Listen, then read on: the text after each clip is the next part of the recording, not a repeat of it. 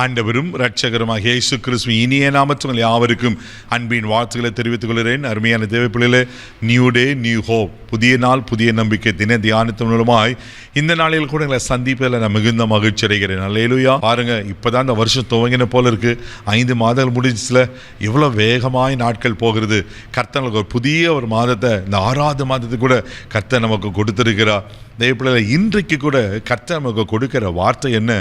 சங்கீதலின் புஸ்தகம் 118 சங்கீதம் 25வது வசனம் கூட வாசிக்க கேட்போம். கர்த்தாவே ரட்சியும், கர்த்தாவே காரியத்தை வாய்க்க பண்ணும். அல்லேலூயா.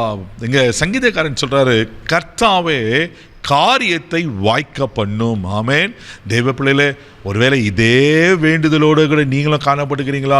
இந்த 5 மாதம் நிறைய காரியங்களை எதிர்பார்த்தேன் பிரதர், ஒன்றுமே கைக்குடி வரல, இன்னும் அப்படியே தான் இருக்கிற போல இருக்கு.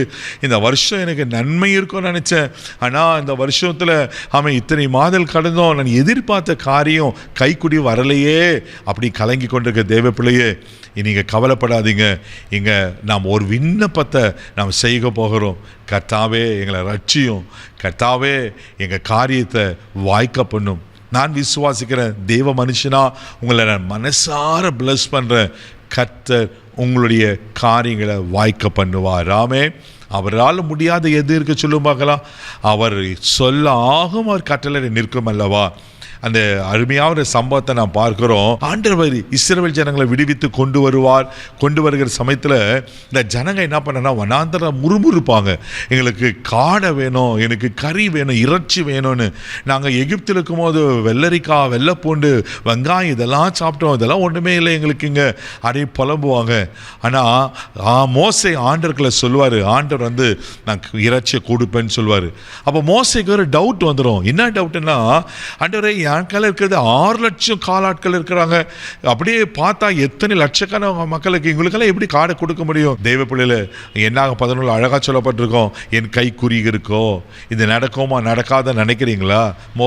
மோசே அப்படி சொல்லி ஒரு காற்றை அனுப்பி 2 முழ உயரத்துக்கும் இந்த பக்கம் ஒரு நாள் பிரயாண தூரம், இந்த பக்கம் ஒரு நாள் பிரயாண தூரத்தில் ஆண்டர் காடைகளை வர வைப்பார். ஆமே ஆமே. தெய்வ பிள்ளையில உங்க வாழ்க்கையில கூட என்ன காரியங்கள் வாய்க்காம இருக்கிறது, என்ன காரியம் எதுன்னு எந்த நன்மை எதிர்பார்த்து கைக்கூடி வராமல் இருக்கு, இன்னைக்கு கர்த்தர் இந்த புதிய மாதத்தில் ஆமென் காரியங்களை கைக்குடி வர உண்மையில் வர இருக்கிறார். நீங்கள் எதிர்பார்க்குற ஒருவேளை திருமண காரியமாக இருக்கலாம், வேலை வாய்ப்பாக இருக்கலாம், பிள்ளைகளை கோர்ஸாக இருக்கலாம், கடன் பிரச்சனை மாறுவது, பிள்ளைபாக் எதுவாக இருந்தாலும் கர்த்தர் இந்த மாதத்தில் உங்களை ஆசீர்வதிக்க அவர் உண்மையில் தேவனாக இருக்கிறார். ஆமென்.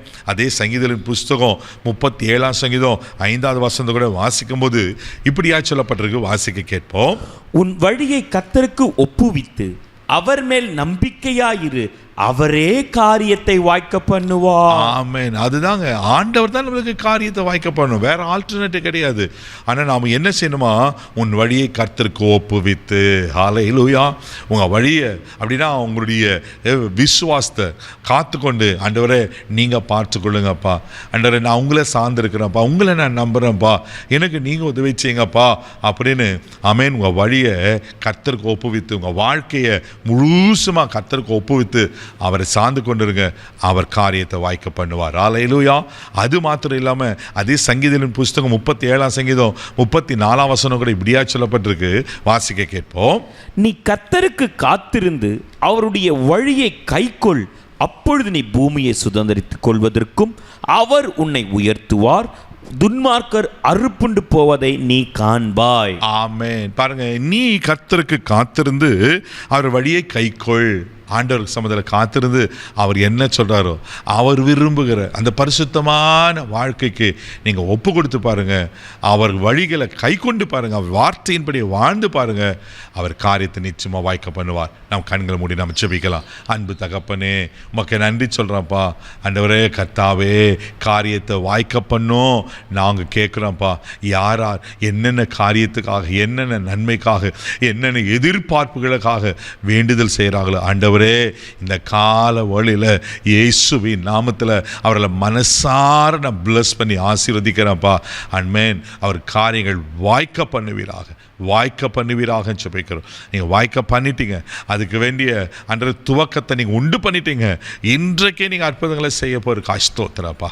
ஆசீர்வதித்து கனப்படுத்தும், கிருபைக்கு ஒப்புக்கொடுங்க. இந்த நாள் முழுவதும் கரம் எடுத்து நடத்தும், தெய்வீக பாதுகாப்புக்கு ஒப்புக்கிற எல்லா தீங்கு கவலைக்கு காத்துலும் இயேசுவின் மூலம் ஜெபங்களும் பிதாவே, ஆமென். அவருக்கு காரியங்களை வாய்க்க பண்ணிட்டார். தைரியமாக போங்க. God bless you.